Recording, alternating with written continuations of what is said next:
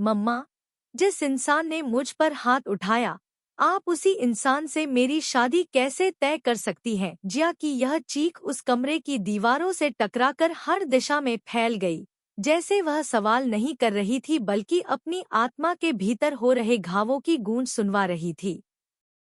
उसकी आंखों से बहते आंसू उसकी मासूमियत और टूटे हुए विश्वास की गवाही दे रहे थे। वह अब बच्ची नहीं रही थी, जो हर बात मम्मा के कहे पर आंख मूंद कर मान लेती थी। सामने खड़ी लक्ष्मी, उसकी मां, जो खुद एक मजबूत और समझदार महिला मानी जाती थी, आज एक अजीब असमंजस में थी। उसका चेहरा झुका हुआ था, आंखों में ग्लानि थी और हाथ कांप रहे थे क्योंकि जिस व्यक्ति को वह अपनी बेटी के जीवन में लाना चाह रही थी, आज उसी पर उसकी बेटी ने गंभीर आरोप लगाया था। और वो भी कोई छोटा-मोटा आरोप नहीं, बल्कि शारीरिक हिंसा का। इससे पहले कि वह कुछ कहती, कमरे में तेज आवाज गूंजी, मिस्टर भटनागर, किस हक से आपने मेरी बेटी पर हाथ उठाया? यह आदित्य था, लक्ष्मी का भाई और जिया का मामा, जो अब तक शांत बैठा सब कुछ देख रहा था, लेकिन अब उसका सब्र जवाब दे गया था। आप जैसे घटिया इंसान को हम अपने घर में लाए, ये हमारी सबसे बड़ी भूल थी।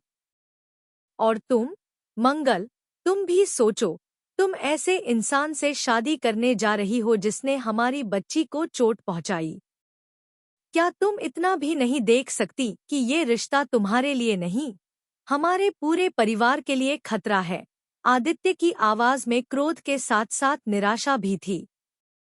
मंगल, जो एक संवेदनशील, ईमानदार और संघर्षशील महिला के रूप में जानी जाती है, आज पहली बार खुद को टूटता हुआ महसूस कर रही थी। उसने अपने जीवन में बहुत कुछ सहा था, रिश्तों का बिखराव, जिम्मेदारियों का बोझ, समाज की बंदिशें, लेकिन उसने कभी अपनी आत्मा को गिरने नहीं दिया।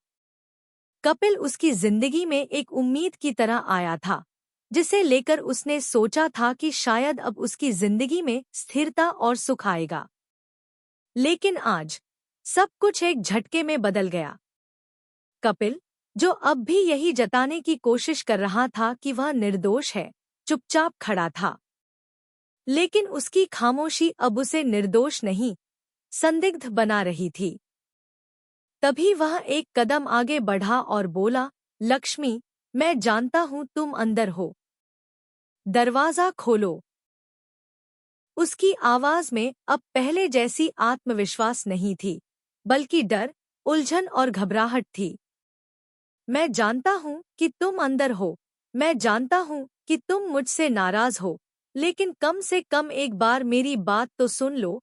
वह लगातार दरवाजा खटखटा रहा था, लेकिन दरवाजे के उस पार लक्ष्मी की आंखों से आंसू बह रहे थे। वह अंदर बैठी, अपने ही विचारों में उलझी, सोच रही थी, क्या वह एक माँ के रूप में विफल हो रही है? क्या उसने अपनी बेटी की आवाज को अनसुना कर दिया?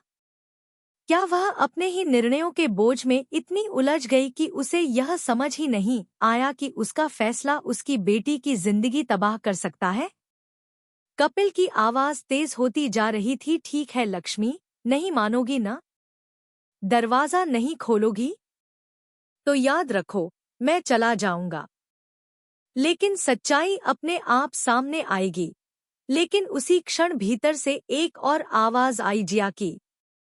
उसकी आवाज में अब मासूमियत नहीं थी, वह अब